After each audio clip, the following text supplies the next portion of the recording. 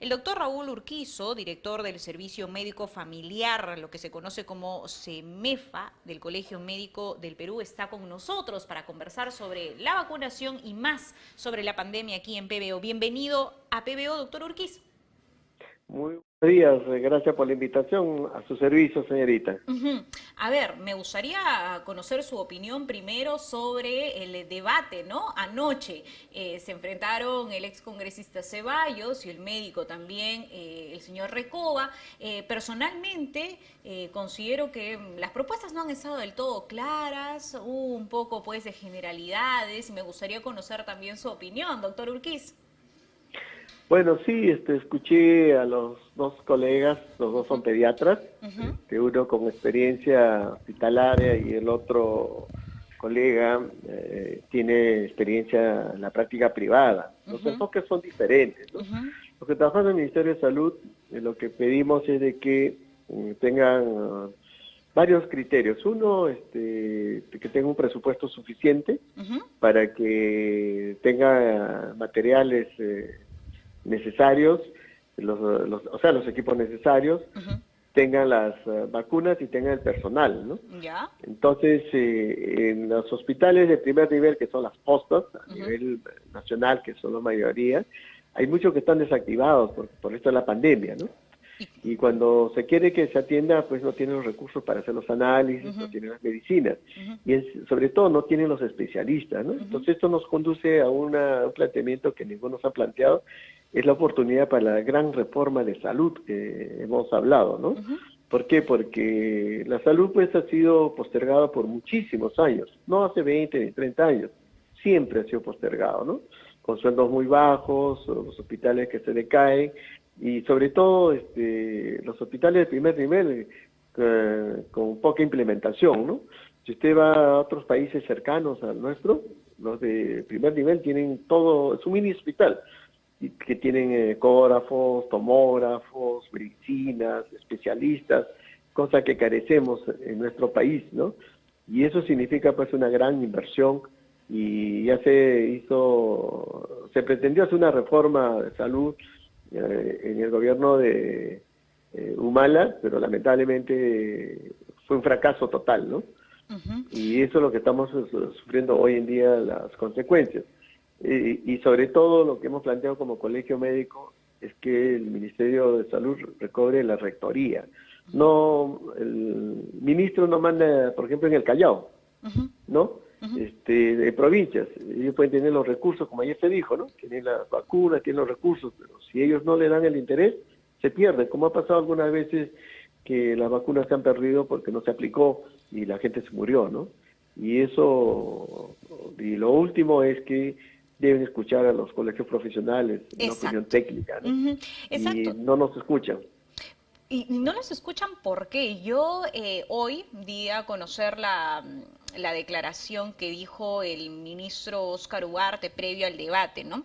Que se espera eventualmente una tercera ola, pero que estamos mejor preparados. Eso en líneas generales, no lo dijo así textualmente, su declaración, digamos, se acerca, pero no lo estoy citando textualmente. Pero recuerdo que desde hace un mes escucho y he visto además al titular del colegio médico, al doctor Palacios, hablar sobre una inminente tercera ola, pero con unas características diferentes, como por ejemplo la afectación de las personas que tienen enfermedades previas, comorbilidades, pacientes oncológicos, que por ahí puede atacar una tercera ola, porque estos pacientes han sido pues desatendidos en este año y medio de pandemia por el copamiento de los hospitales. Lo hemos escuchado desde hace un mes y el ministro recién habla del tema, pero no con tanta claridad como el colegio médico. ¿Está escuchando el Ejecutivo al colegio médico?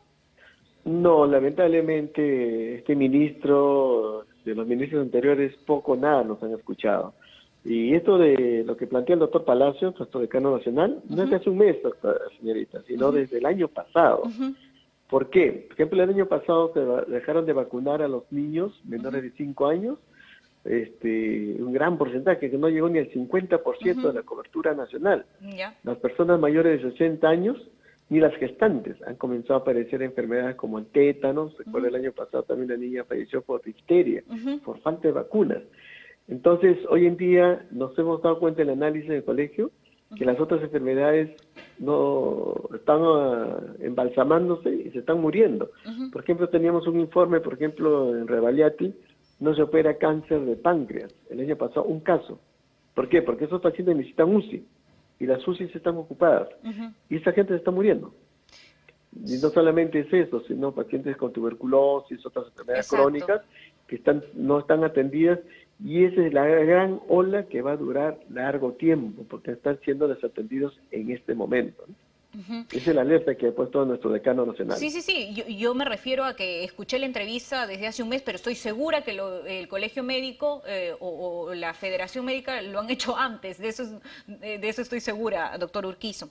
Ahora, hay un debate programado en Arequipa. Sin embargo, después de Lima y Callao, Arequipa y Piura son las regiones con mayor número de contagios y de hecho en conversaciones con sus colegas, el Colegio Médico del Perú ha mostrado su respaldo a la posición del Colegio Médico de Arequipa, que si bien es cierto está muy bien la descentralización, estamos de acuerdo que el debate se realice también en el interior del país, existe la posibilidad de que se declare la inamovilidad total en Arequipa durante estas fechas destinadas a los debates, que es un día previo y un día después del día central, ¿no es cierto? ¿Cuál es su opinión, doctor Urquizo? Sí, nosotros estuvimos con el decano el sábado pasado vacunando a los médicos que el Ministerio de Salud no le pudo vacunar. Exacto. El Colegio Médico tuvo que pagar el pasaje de las enfermeras de alojamiento para que lo vacunen más de 600 médicos. Y faltan todavía otros 600. Sí.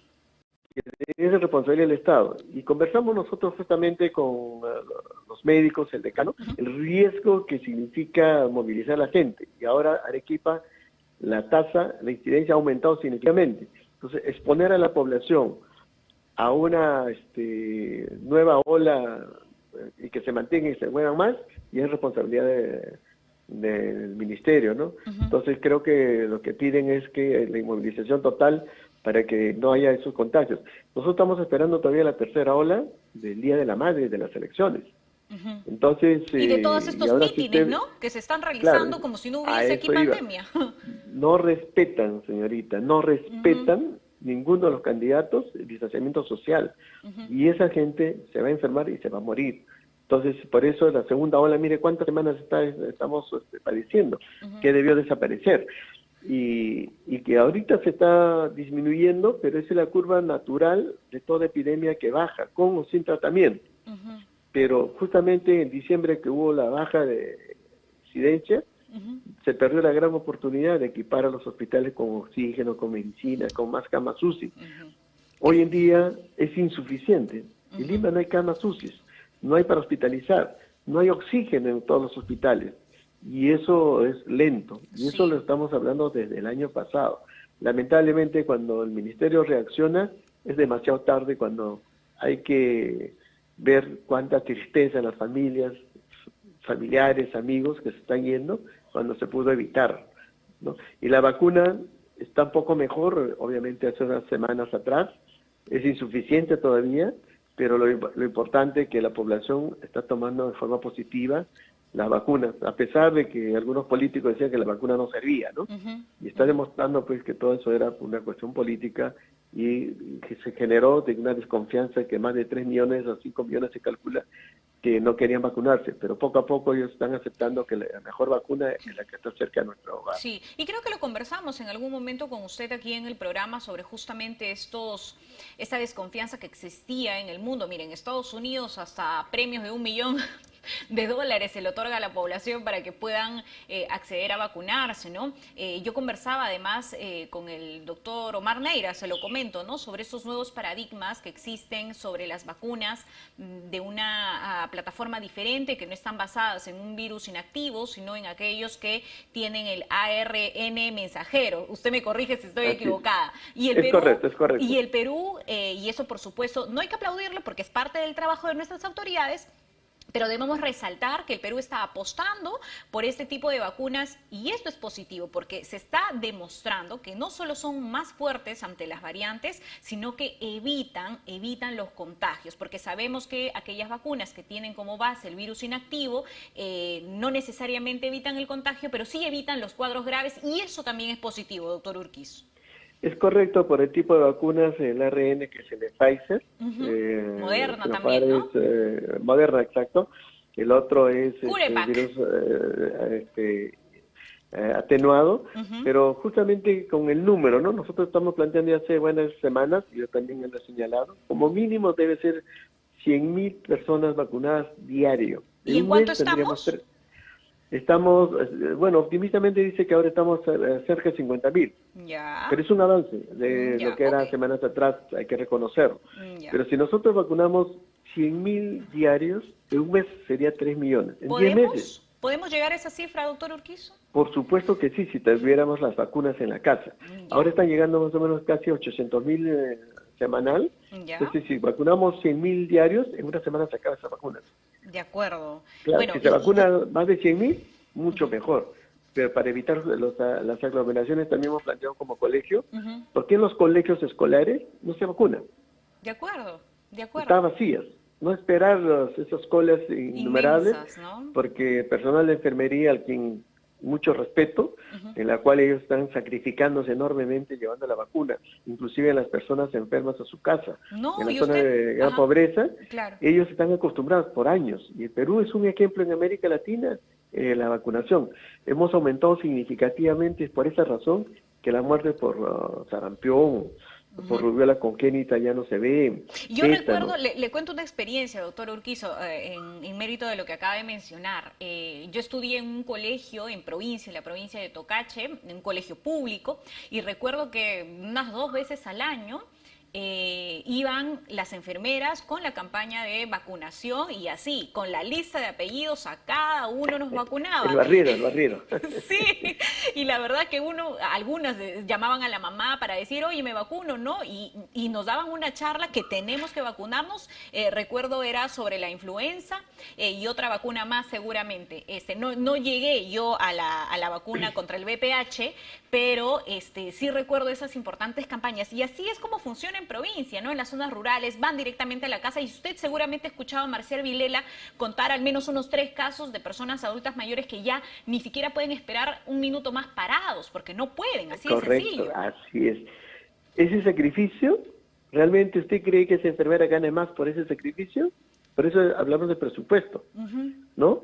No solamente que tengamos más enfermeras, sino que sean bien remuneradas, porque ellos lo hacen de corazón. Los médicos trabajamos de corazón. ¿Por qué? Porque queremos salvar vidas, ¿no?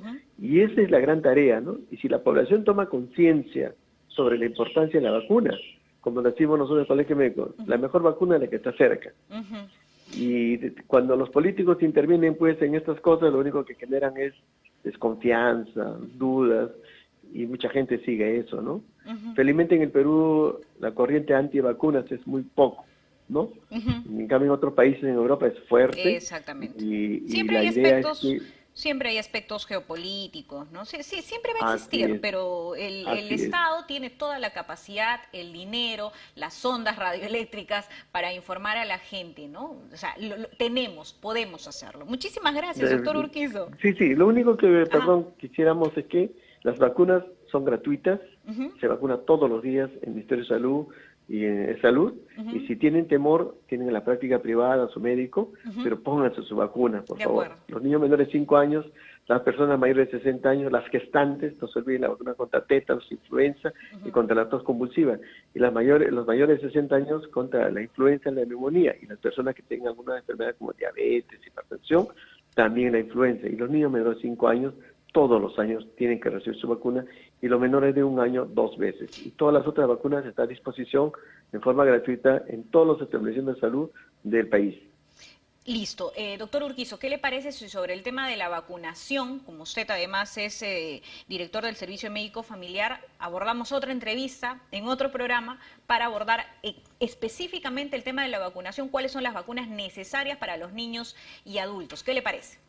Con mucho gusto. Cuando guste coordinamos y estamos al servicio de la sociedad. Excelente, muchísimas gracias. Arranca tu día con el magazine más dinámico del Perú. Noticias, entrevistas, efemérides, política, espectáculos y todos los deportes, las eliminatorias al Mundial, la Liga 1 y la Champions. De lunes a sábado de 6 a 10 de la mañana por Willax Televisión y por TVO Radio 91.9 FM, la radio con fe. Los astros te serán propicios en TVO. Por Facebook, Twitter y YouTube. Suscríbete y activa las notificaciones. A veces es difícil elegir qué mascota tener.